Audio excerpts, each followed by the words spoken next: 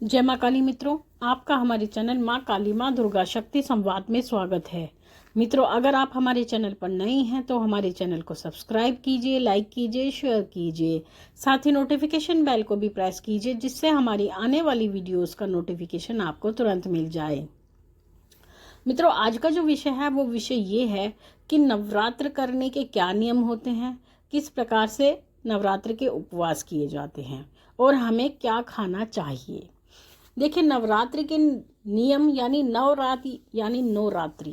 तो नवरात्रि में 9 दिन का उपवास रखा जाता है और 9 दिन का उपवास व्यक्ति करते हैं और ये पूरा एक अनुष्ठान होता है। तो ऐसी परिस्थिति में हमें 9 दिन का उपवास रखना होता है।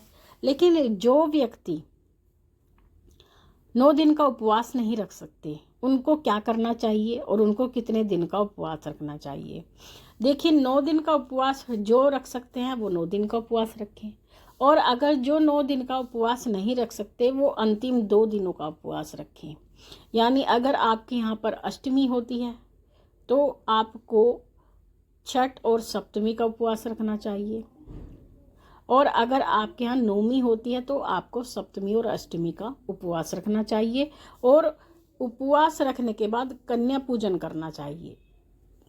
कन्या पूजन करने के बाद में आप अपना उपवास खोल सकते हैं। लेकिन अगर आप अनुष्ठान कर रहे हैं, यानी अगर आप 9 दिन का अनुष्ठान कर रहे हैं, तो ऐसी परिस्थिति में आपको नवमी को यानी सिद्धिदात्री का यानी 9वां दिन जो होता है माँ सिद्धिदात्री का होता है, और माँ सिद्धिदात्री आपको आपके 9 दिन का जो अनुष्ठान होता है उसका फल प्रदान करती हैं, यानी आपको सिद्धि प्रदान करती हैं, इसलिए भगवती सिद्धिदात्री हैं।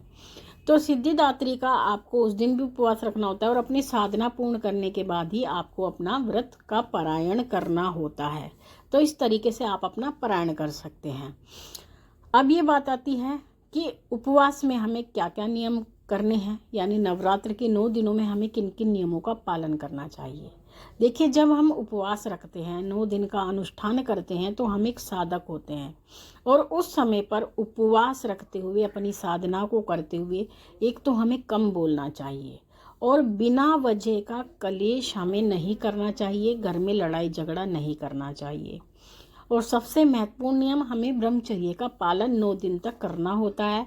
अखंड ब्रह्मचर्य हमें रखना चाहिए और भगवती के चरणों में अपना मन लगाते हुए अपनी साधना करनी चाहिए। सबसे महत्वपूर्ण बात, उपवास में आपको किसी भी साधु की, संत की, ब्राह्मण की और भगवान की निंदा नहीं करनी चाहिए, और ना ही किसी की निंदा को आपको सुनना चाहिए। काम, क्रोध, मोह, माया, इन सब से आप दूर रहें, इन पर नियंत्रण रखें। किसी के साथ वाद विवाद ना करें। कोशिश ये करें आप क्रोध ना करें। ऐसी बातों से दूर रहें जिस कारण से आपको क्रोध आए। नवरात्र में कोशिश करें कि भूमि शयन करें। अगर आपका स्वास्थ्य सही है तो ही भूमि शयन करें, अगर स्वास्थ्य सही नहीं है तो आप आराम से बिस्तर पर सो सकते हैं। उपवास में आपको अधिक से अधिक पानी का सेवन करना चाहिए।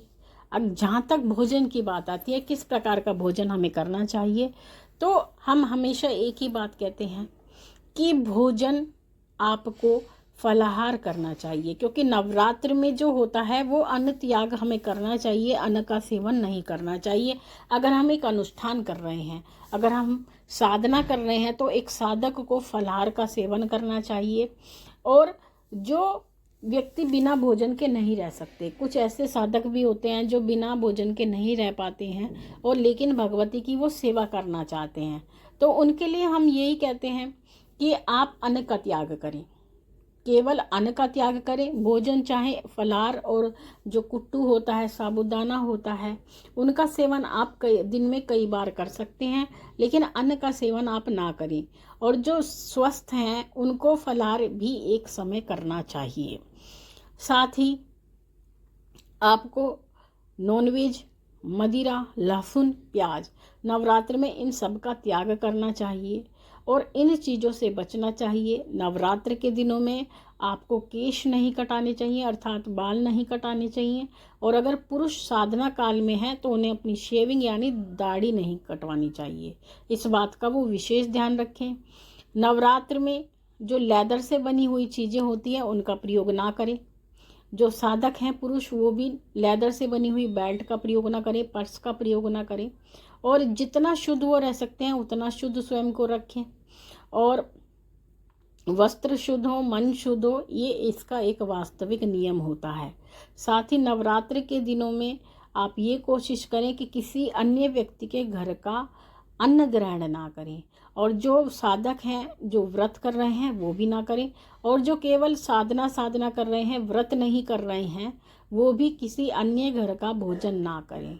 तो इस बात का आप ध्यान रखें। अब ये बात आती है कि कौन से ऐसे व्यक्ति हैं जो व्रत नहीं कर सकते, क्योंकि व्रत की मनाही भगवान किसी को नहीं करते हैं, लेकिन परिस्थिति के अनुसार से कुछ ऐसी व्यक्ति हैं जिनको व्रत नहीं करना चाहिए। देखिए, छोटे बच्चे व्रत नहीं कर सकते, जो बड़े बुजुर्ग लोग हैं वो व्रत नहीं कर सकते, गर्भवती महिला व्रत नहीं कर सकती, रोगी व्यक्ति व्रत नहीं कर सकते। उसका कारण होता है क्योंकि उनकी कैपेसिटी नहीं है, उनका जो शरीर है यानी शारीरिक संरचना उनकी इस प्रकार की है कि वो उपवास नहीं कर सकते। छोटे बच्चे साधना नहीं कर सकते, बड़े बुजुर्ग का शरीर ऐसा हो जाता है कि वो लोग साधना नहीं कर पाते। गर्भवती महिलाएं हैं, उनका अपनी शारीरिक संरचना ऐसी हो जाती है उस समय पर कि वो उपवास नहीं कर सकती, उनको भोजन की आवश्यकता होती है। और जो रोगी होते हैं ऐसे व्यक्ति उपवास नहीं कर सकते।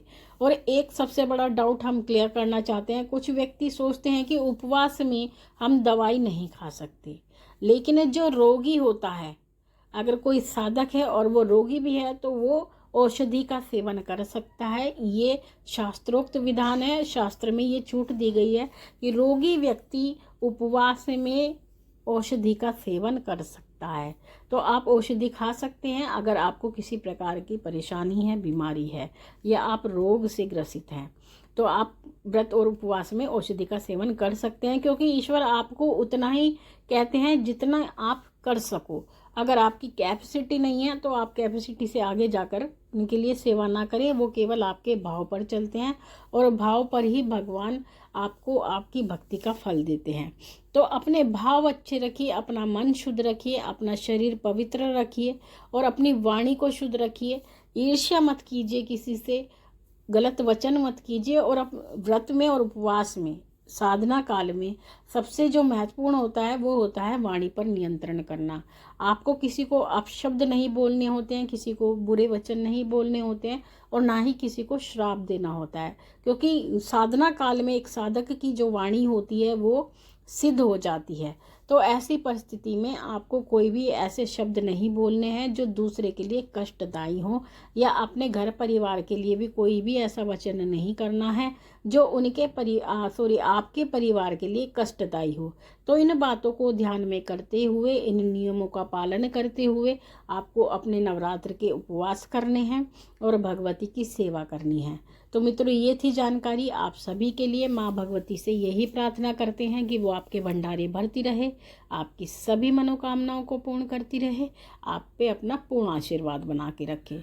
आपसे फिर मिलेंगे अपनी अगली वीडियो में। तब तक के लिए जय महाकाली, जय महाकाल।